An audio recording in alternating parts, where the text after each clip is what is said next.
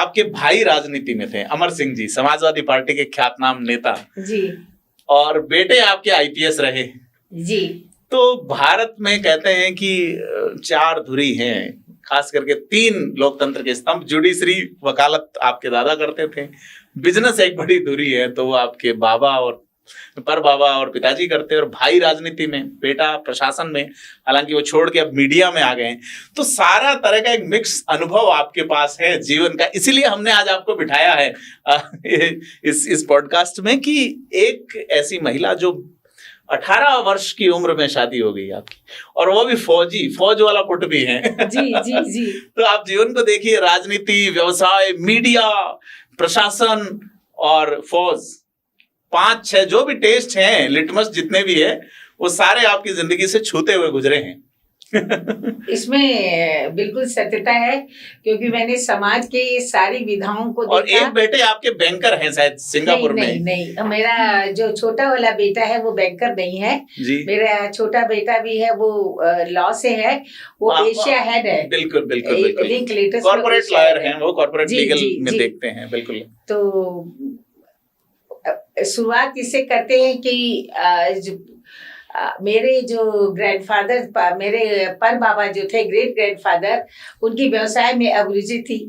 क्योंकि अभाव के कारण ही कोई अपना घर छोड़ता है। बिल्कुल। और उस समय वहां पे ज्यादा पैसे का रुझान ज्यादा था, क्योंकि राजधानी थी।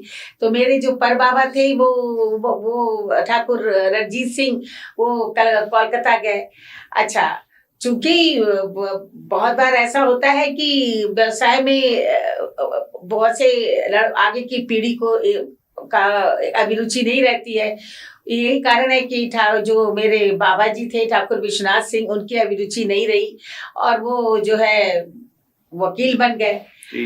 अब और उसके बाद उन्होंने प्रैक्टिस भी किया, और मुझे अभी भी याद है मेरे वो उनका नेतागिरी में भी उनका बहुत अभिरुचि थी। का तो खैर वो क्योंकि वो आर्य समाज के भी में भी वो काफी सक्रिय थे।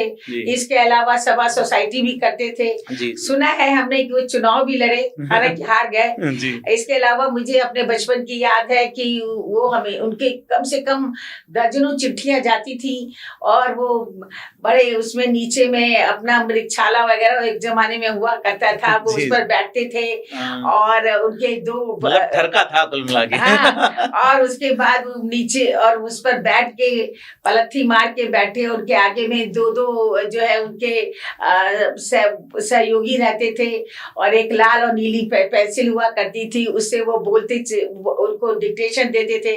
चूंकि दोनों ही भाषाओं, हिंदी और अंग्रेजी दोनों पर उनका एकाधिकार था, तो और संस्कृत भी उनको अच्छी आती थी, बड़े विद्वान थे वो। और वो उनको कभी हिंदी में डिक्टेशन दें, कभी अंग्रेजी में दें, और वो सब लिखते रहते थे, और फिर बाद में चिट्ठियां जाती थी, बुक्स वगैरह भी पढ़ते थे। ये अब उसके बाद मेरे पिताजी ठाकुर हरिश्चंद्र सिंह, उनको मैंने इतना मैंने उनको नहीं पाया। पढ़ते थे, पुस्तकें पढ़ते थे, पर उनकी व्यवसाय में अभिरुचि ज्यादा थी। तो उन्होंने व्यवसाय को आगे बढ़ाया, बनारस और मुरादाबाद, अलीगढ़ में भी इन्होंने तालों की अलीगढ़ तालों का बड़ा जगह। तो इस तरह से वैसे हमारे राजस्थान में तालों के ब्रांड के बारे में हम ज्यादा नहीं जानते, क्योंकि हमारे यहाँ चोरियां कम होती है, तो हम लोग ताले लगाते नहीं है। लेकिन नहीं, ऐसा कलकत्ता में नहीं था, क्योंकि सुरक्षा का पाठ मुझे मेरे बाबा जी ने बहुत अच्छी तरह पढ़ाया है। किसी को बिना दरवाजा खोले मत, पहचाने बिना। अब तो यहाँ भी ऐसे ही हालात है। उस समय भी कोलकाता में इस तरह का था कि लोग अपने को असुरक्षित महसूस करते थे। जी।